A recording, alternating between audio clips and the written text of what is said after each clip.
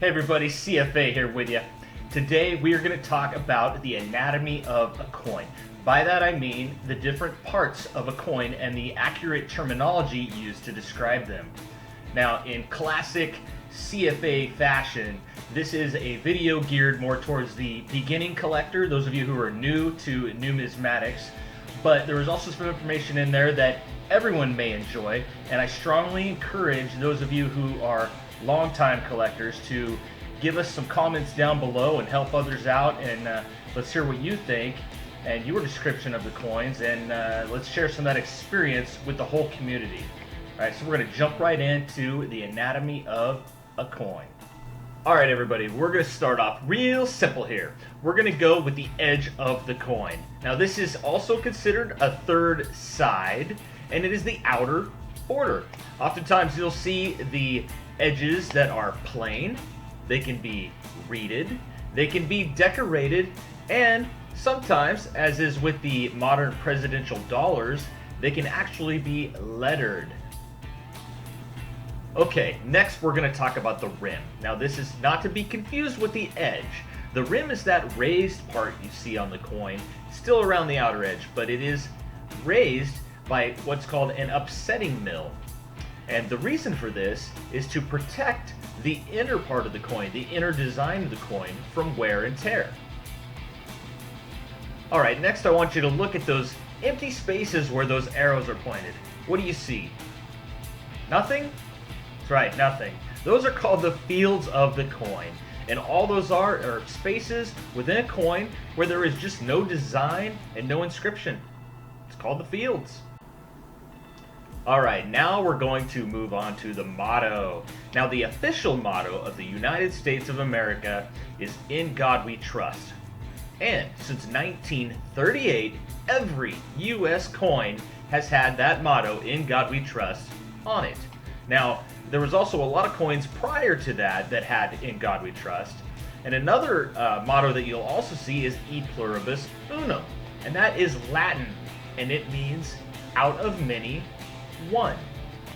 And "E pluribus unum" was first used on coins in the US in 1795. Okay, now that main writing that you see on coins, it's called the principal lettering, and it is known as the legend. On US coins, most likely what you're going to see is Liberty, and you're going to see the United States of America. These are also referred to as the obverse legend and the reverse legend. Alright, you're also going to see the denomination on coins. And that's all it is. It's just a proper description of the currency amount of that coin. So it could be 1 cent, it could say 1 dime, it could say quarter dollar, it could say half dollar, whatever the denomination of that coin is. Okay, designer's initials. The initials of the person who actually designed a particular coin are usually found somewhere on it.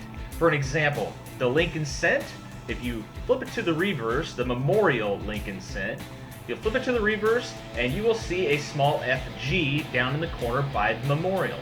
That stands for Frank Gaspereau, the designer of the Memorial cent.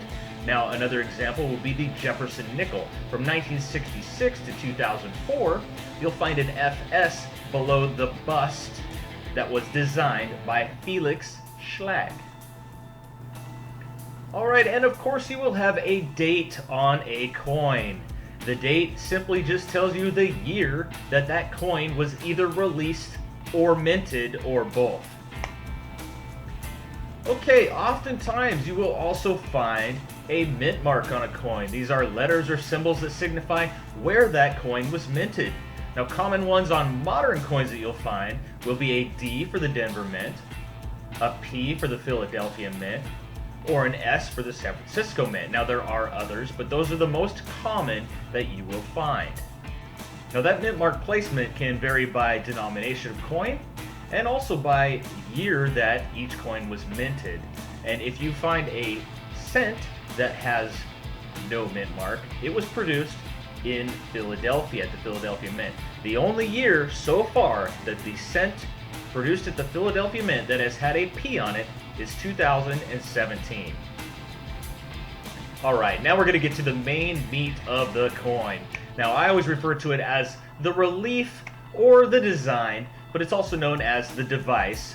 And oftentimes the obverse design or relief is referred to as the portrait or the bust.